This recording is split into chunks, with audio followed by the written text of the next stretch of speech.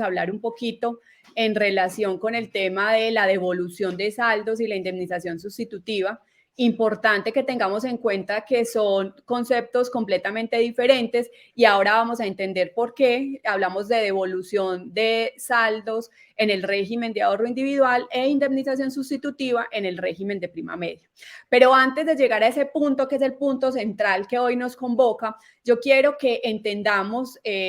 un poquito quiénes van en su momento a tener que llegar a esa devolución de saldos o esa indemnización sustitutiva, y van a ser aquellas personas que no tienen derecho a la pensión de vejez o de invalidez o de sobrevivientes, ¿cierto? De manera general, entonces, yo quiero que hagamos una pequeña introducción en relación con el régimen de prima media, el régimen de ahorro individual, entender un poco cuáles, digamos, las exigencias para tener derecho, obviamente de manera muy general, no nos vamos a concentrar porque no va a ser el tema puntual, pero de ahí poder concluir exactamente cuando no tenemos derecho a alguna de las prestaciones que acabo de mencionar, o bien la pensión de vejez, o bien la pensión de sobrevivientes,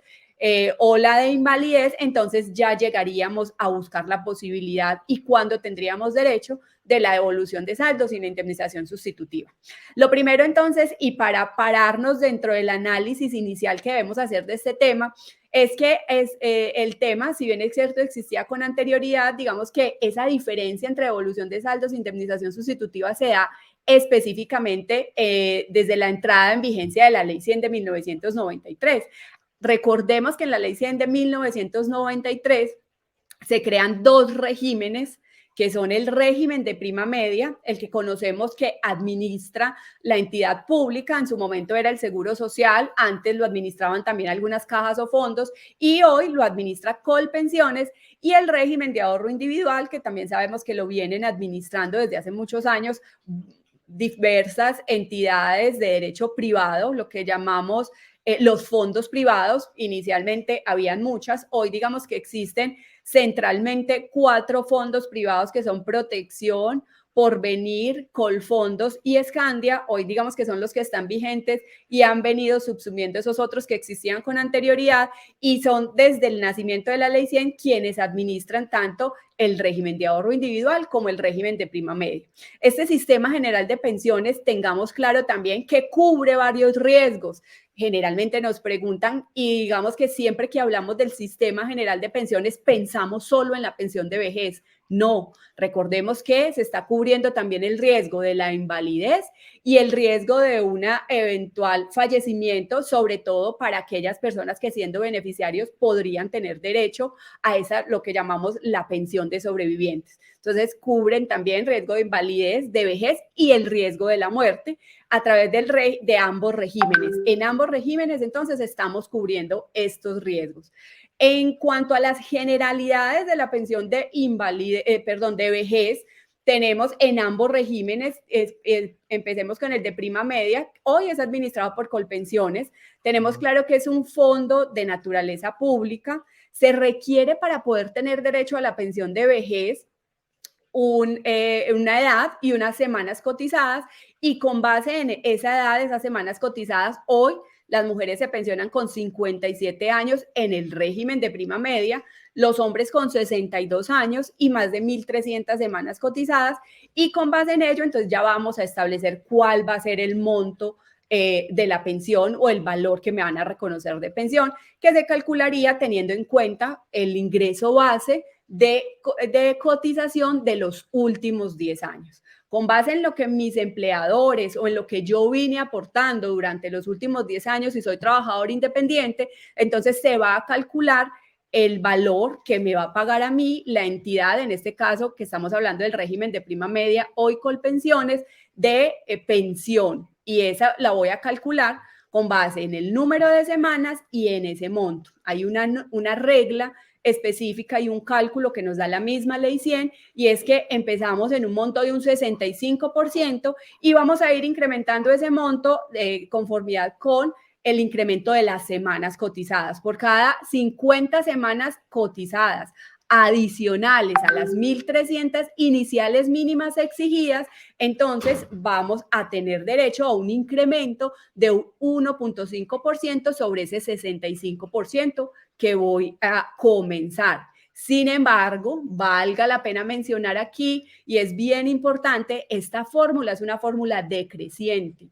¿Qué significa ello? No subo solamente por el número de semanas adicionales, por ese número de veces que tengo esos grupos de 50 semanas, sino que adicionalmente, dependiendo del número de veces que estoy por encima del salario mínimo, también voy a disminuir. Eso es importante porque muchas veces cuando nos consultan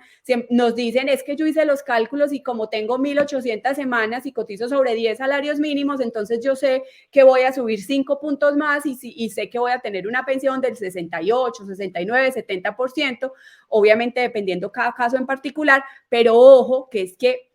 generalmente lo que no tenemos en cuenta es que no solamente subo, sino que debo bajar por el número de veces que estoy por encima del salario mínimo. El escenario que les acabo de poner, y es una persona que tiene a cotizaciones y aportes por más de 10 veces el salario mínimo, imagínense, tiene que bajar 10 puntos de los que ya subió, o sea que sería una persona que tiene que tener muchas semanas adicionales para que ese 65% por lo menos se mantenga, se incremente un poquito o no disminuya tanto. Eso es importante que lo tengamos en cuenta. También importantísimo tener en cuenta que hoy la ley determina que va a haber un tope para tener derecho a ese monto de la pensión. El tope máximo hoy, estoy hablando con la ley vigente porque pues si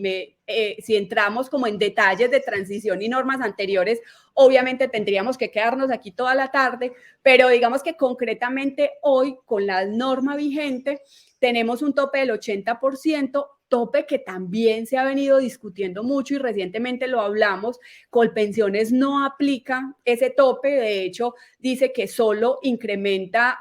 por la interpretación que le dan a la norma 500 semanas adicionales a las 1.300 y estaba llegando solo a calcular hasta 1.800 semanas y de ahí no incrementaba más. Ya la Corte Suprema de Justicia le dijo, ojo, usted está haciendo una interpretación errada de la norma el único tope que nos pone es el 80% y si una persona tiene 2.000, 2.050 semanas, 2.100 semanas, usted le tiene que tener en cuenta la totalidad de semanas porque el único límite que vamos a tener es el 80%. Digamos que esa parte también es importante llamar la atención aquí, quienes nos están viendo que ya estén pensionados y de pronto hayan quedado pensionados con un porcentaje o un monto inferior, importante que revisemos ese tema porque hoy podemos llegar hasta el 80%. Y también en este régimen contemplamos la posibilidad, no contemplamos la posibilidad de la pensión anticipada. En este régimen eso no existe y esto va a ser importante para efectos de poder determinar el tema de la eventual indemnización o devolución de saldos en el régimen de ahorro individual, porque obviamente pues lo que persigue realmente el sistema general de pensiones es que las personas se puedan pensionar. Por eso cuando a veces nos consultan, venga, es que yo quiero que me devuelvan, pero solamente me faltan 50 semanas, por ejemplo, en el régimen de ahorro individual, una persona que se gana el salario mínimo, pues la recomendación obviamente es que haga el esfuerzo y cotice otro añito más para que obviamente pueda tener una pensión de por vida y específicamente pues eso realmente es lo que busca el sistema general de pensiones y los principios como tal de nuestra Constitución Política de Colombia. Ahora, en cuanto al régimen de ahorro individual, concentrados específicamente en lo que tiene que ver con la pensión de vejez, tenemos que en este régimen es administrado, como ya lo decía, por los fondos privados, que va a depender desde la cuenta de ahorro individual, eso tengámoslo en cuenta, que hoy para calcular el monto de esa pensión en ese régimen se va a tener en cuenta algunas variables como son qué capital tiene la persona, cuál es la expectativa de vida, cuál es la modalidad de pensión que eligió, qué estado civil tiene la persona, cómo está conformado su núcleo familiar, cuántos hijos tiene, si dependen de él, si no dependen de él, la edad de su cónyuge, la edad de los hijos y el tema de rentabilidad. Digamos que todo eso hace parte de las variables con las cuales se calcula el valor de la mesada pensional. Obviamente, lo que hemos venido diciendo muchas veces, y es que en el régimen de prima media es mucho más objetivo la forma de calcular. Aquí realmente depende hoy de todos estos factores. Por eso muchas veces se nos acercan a decirnos, venga, yo tengo las mismas condiciones de mi compañero, ambos estamos en el régimen de ahorro individual, pero a él le reconocieron con el mismo ahorro, teníamos los dos 200 millones de pesos y a él le reconocieron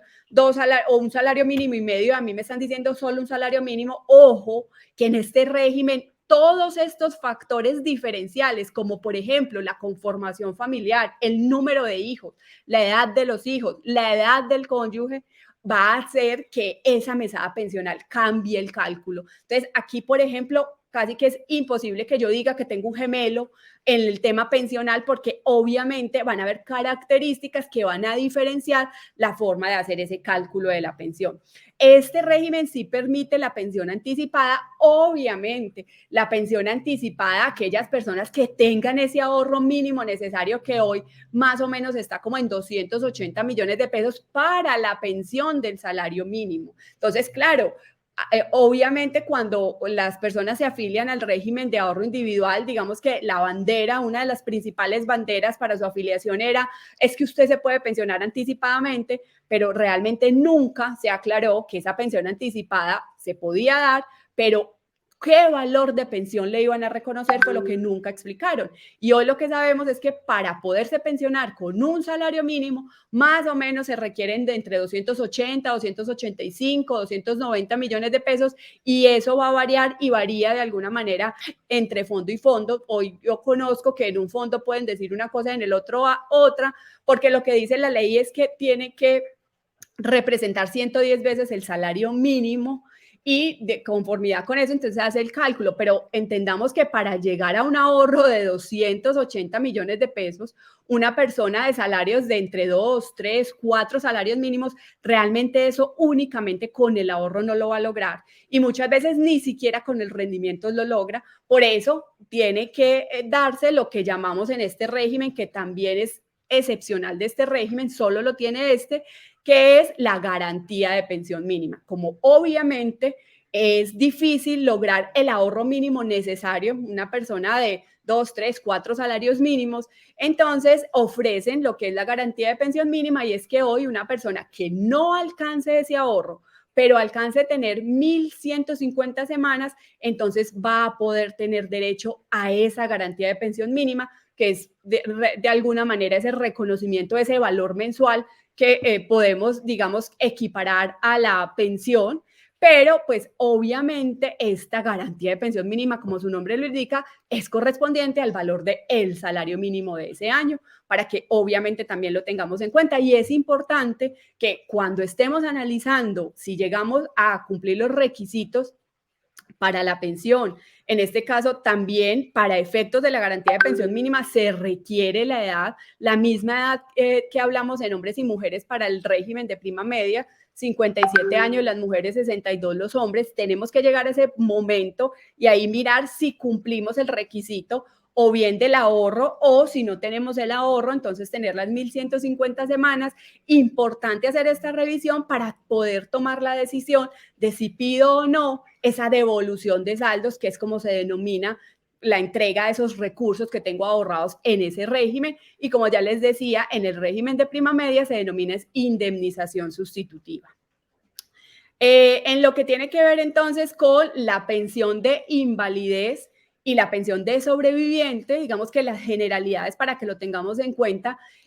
tendrían derecho en la pensión de sobrevivientes. Tenemos que demostrar que quien falleció en los últimos 3 años tiene 50 semanas cotizadas, o si es un pensionado, obviamente, pues aquí no aplicaría para efectos de lo que sigue y es la devolución de saldos, pero si es un afiliado y cumple ese requisito, tendría a sus beneficiarios que podrían tener derecho a la pensión. Y en el mismo sentido, la pensión de invalidez, en el caso de que la persona es declarada inválida, tenga un porcentaje de pérdida de capacidad laboral superior al 50% y se le determine una fecha de estructuración de esa pérdida de capacidad laboral, entonces también tenemos que revisar que en los últimos 3 años tenga esas 50 semanas. Cuando no cumplimos esos requisitos, o bien porque teniendo las semanas no hay beneficiarios reales de esa pensión de sobreviviente, o bien porque no cumplí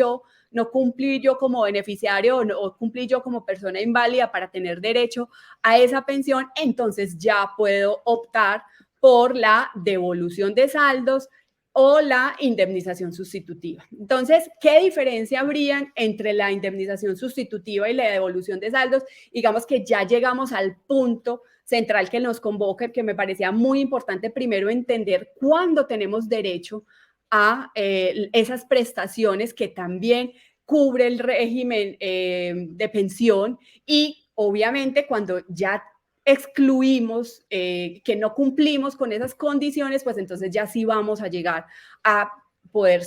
pensar si se solicita o no esa devolución de saldos y esa indemnización sustitutiva. Lo primero es que, como ya les decía, esto está regulado desde la Ley 100.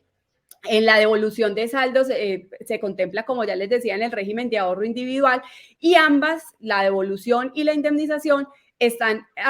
reglamentadas en el artículo y contempladas en los artículos 37 y 66 de la Ley 100 de 1993. La principal diferencia realmente es que cada una está en un régimen diferente, pertenecen a un régimen diferente y sustancialmente, obviamente, hay una gran diferencia también en lo que tiene que ver con cómo se calcula esa indemnización sustitutiva y la claridad para que tengamos en cuenta una persona hoy que sabe que, por ejemplo, no va a alcanzar a cumplir las mínimas semanas requeridas, pues obviamente la recomendación es que si lo que va a buscar es la devolución de saldos o que se le devuelva lo que ha ahorrado, si es mucho más beneficioso estar en el régimen de ahorro individual. Porque la forma de calcular en el régimen de ahorro individual, realmente lo que dice la ley es que se debe devolver el valor de lo que la persona ahorra más la rentabilidad. Ellos simplemente sacan unos valores por administración, pero realmente es mucho más considerable el valor reconocido en la devolución de saldos que el valor reconocido en la indemnización sustitutiva. ¿Quiénes tendrían derecho, por ejemplo, en el caso de la indemnización sustitutiva, a una pensión de sobrevivientes? Esta aplica, como ya les decía, para un afiliado que falleció sin que cumpliera los requisitos de la pensión de sobrevivientes específicamente. Tienen derecho a reclamar esa indemnización los miembros del grupo del familiar que esté afiliado en el momento de la muerte y que no hubiera cumplido con esos requisitos, que no se le hubiera reconocido obviamente ni una pensión ni una indemnización y tendrá que demostrar que efectivamente cumple con los requisitos de ser miembro de ese afiliado. Y ahora, para concluir y para finalizar, ¿cómo se liquida esa indemnización sustitutiva? Ese artículo 37 de la Ley 100 señala que esa indemnización será equivalente al salario de liquidación promedio semanal multiplicado por el número de semanas cotizadas y a ese resultado se le aplica un promedio ponderado de los porcentajes de cotización sobre los que se hayan hecho cotizaciones. Y en cuanto a la devolución de saldos, como ya les decía, pues obviamente aplica de conformidad con el valor del ahorro más los rendimientos que la persona tenga y por eso, de alguna manera, tener en cuenta que si yo voy a optar al final por pedir que se me devuelvan esos valores, es mucho más beneficioso estar afiliado en el régimen de ahorro individual porque me va a permitir que esa devolución de saldos sea pues de un monto muy superior.